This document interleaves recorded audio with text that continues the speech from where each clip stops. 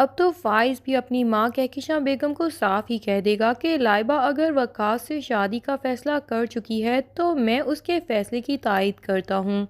اور میں اپنی بہن کے ساتھ کھڑا ہوا ہوں گا۔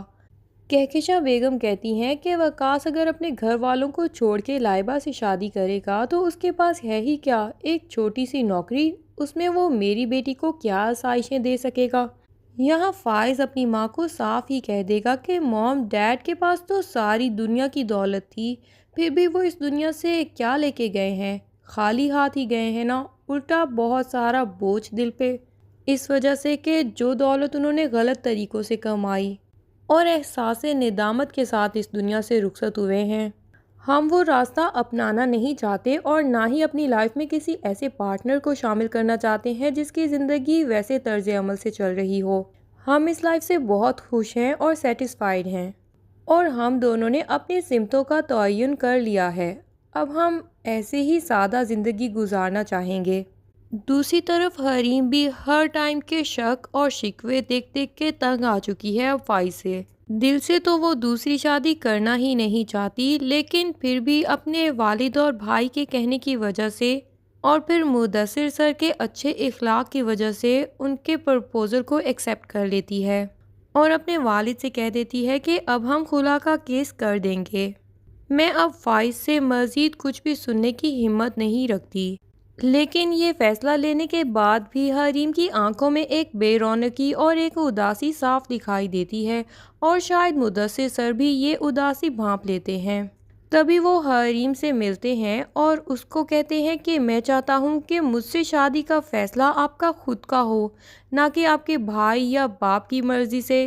یا میری والدہ اور مجھ پہ کوئی ترس کھا کے آپ یہ فیصلہ لیں۔ میں چاہتا ہوں آپ اپنے دل سے جب مجھ سے شادی کرنا چاہیں تبھی یہ فیصلہ لیں اور جب ہم شادی کریں تو ہم اپنے ماضی کو دونوں بھلا دیں اور صرف ہماری آنکھوں میں خوشیوں کی چمک ہو، یہ اداسیاں ہماری آنکھوں میں واپس کبھی نہ آئیں۔ حریم بھی بول دیتی ہے کہ مجھ پہ کوئی زبردستی کوئی پریشر نہیں ہے، بلکہ یہ میں خود سے ہی فیصلہ لے رہی ہوں۔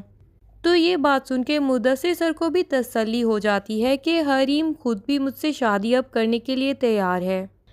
ادھر ناصر کی والدہ اور بہن اس کو ہاسپٹل سے ڈسچارج کر کے تو لے کے آ چکی ہیں، لیکن ان کا گھر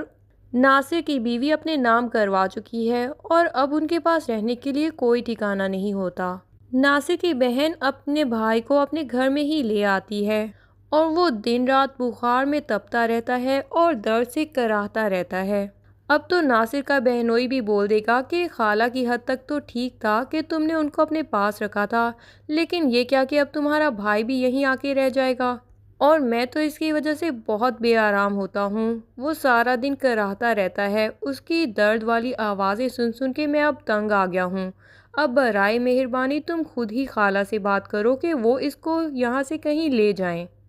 یہ سب باتیں ناصر اور اس کی ماں بھی سن رہے ہوتے ہیں۔ ناصر کو اس تکلیف میں صرف یہی یاد رہتا ہے کہ پہلے کہکشاں بیگم نے حریم کے ساتھ زیادتیاں کیں اور وہ بالکل بے گھر ہو گئیں اور ان کی ساری دولت بھی اللہ نے چھین لی،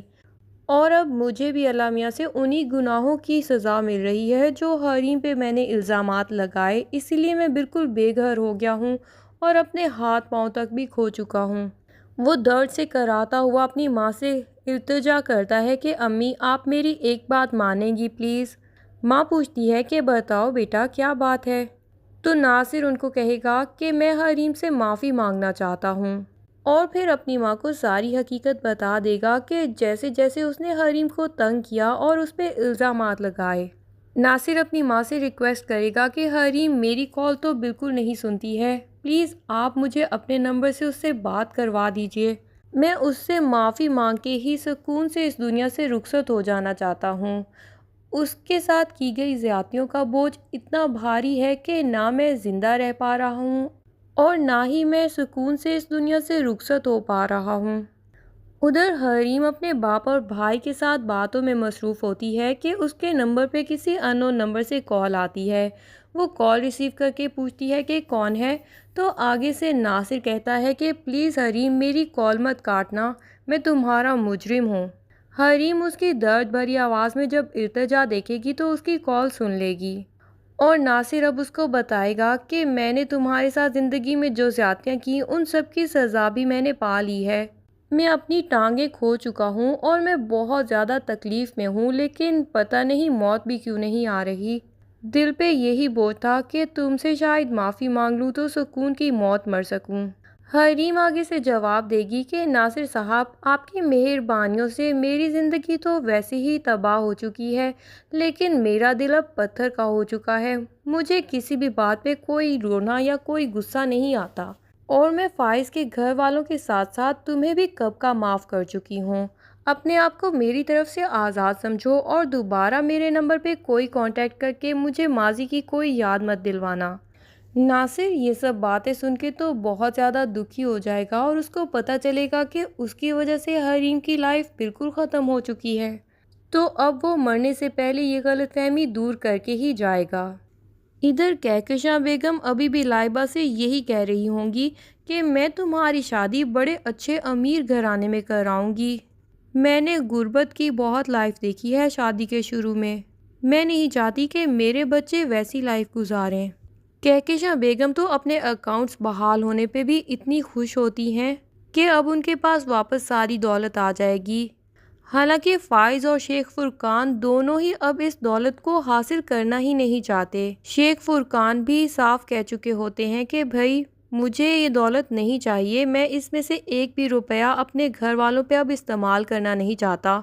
یہ ساری دولت ہم کسی غریبوں میں بانٹ دیں گے۔ لیکن کہکشاں بیگم تو اس دولت پہ سانپ بن کے بیٹھنا چاہتی ہیں، اور وہ یہی کہتی ہیں کہ اتنی محنت سے کمائی گئی دولت ہم کسی غریبوں میں کیوں بانٹ دیں گے؟ اس کے بعد میرا بیٹا فائز اور میری بیٹی اتنی محنت کرتے رہے، میں ان کو مشقت کی زندگی دینا نہیں چاہتی۔ اس کہکشاں بیگم کو تو زندگی میں اتنا کچھ کھونے کے باوجود اور اتنا مشکل وقت دیکھنے کے باوجود بھی عقل نہیں آئی۔ اسی کہکشاں بیگم کو سمجھاتے سمجھاتے شیخ فرقان کو بھی دل کا دورہ پڑتا ہے اور وہ دنیا سے رخصت ہو جاتے ہیں، لیکن ابھی بھی کہکشاں بیگم اپنی حرام کی کمائی ہوئی دولت ہاتھ سے جانے دینا نہیں چاہتی ہیں۔ ڈرامے کے اختتام پہ ہمیں یہی سبق ملتا ہے کہ دولت سے دنیا میں خوشیاں نہیں مل سکتی اور نہ ہی محبت مل سکتی ہے۔ جہاں کہکشاں بیگم نے آیان کے لیے امیر ترین بہو ڈھونڈی تو کیا ہوا اس کی زندگی کا؟ وہ بہو پہلے تو اس کے بیٹے کو ہی لے اڑی، اور اس کے بعد جب اس کی ساری دولت چھن گئی تو اس کے بیٹے کو بھی چھوڑ دیا۔